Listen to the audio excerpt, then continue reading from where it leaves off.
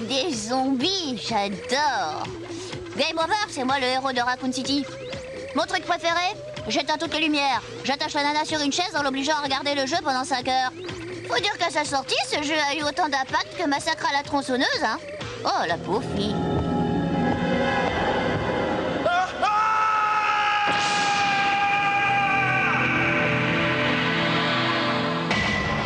Resident Evil.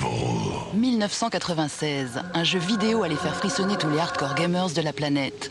Les accros du joystick découvrent pour la première fois un univers terrifiant de réalisme et une atmosphère digne des plus grands films d'horreur. Scène gore, énigmes tortueuses, fusillade à tout va et sueur froide, Resident Evil, jeu culte au même titre que le Zombie de Romero ou le Evil Dead de Sam Raimi. Les films d'action ont tous vu une adaptation micro ou console qui a bien marché, mais pas les films de zombies qui à la base sont quand même des séries B un peu cheap avec des effets spéciaux super nazes, mais qui ont quand même ce côté indémodable qui fait que quand on les voit maintenant, enfin je sais pas, ils font flipper quoi. Il y a quelque chose derrière ces films-là. Donc Resident a repris cette recette et je pense que c'est surtout pour ça qu'il a bien marché. Resident Evil 2.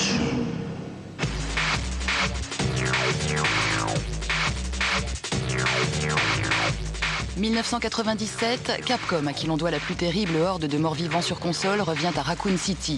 Resident Evil 2 a gagné en graphisme et en jouabilité, sans perdre son aspect monstrueux. Les créateurs japonais réussissent le challenge d'imposer Resident Evil 2 comme la référence en matière de terreur et d'aventure dans les jeux vidéo. Resident Evil.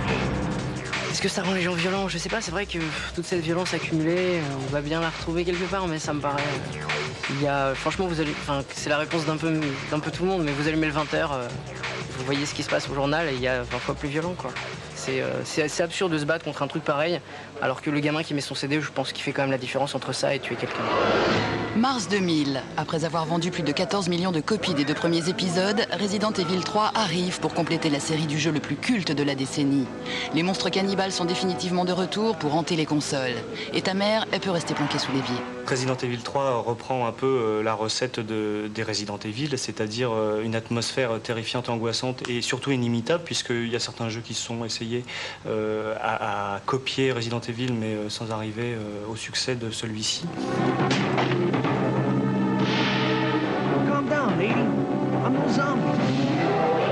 Nous, on a rajouté pour Resident Evil 3 un warning sur le devant de la boîte, mettant effectivement ou avertissant le consommateur qu'il y a certaines scènes qui peuvent le choquer.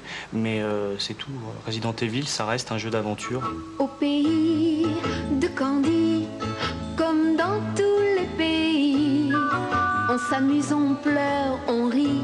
Il y a des méchants et des gentils. Action, point. Et si le film adapté par George Romero est pour le moment en stand-by, que cela ne vous empêche pas de déguster cette super production dont les coûts de développement dépassent largement les budgets de nombreux longs métrages.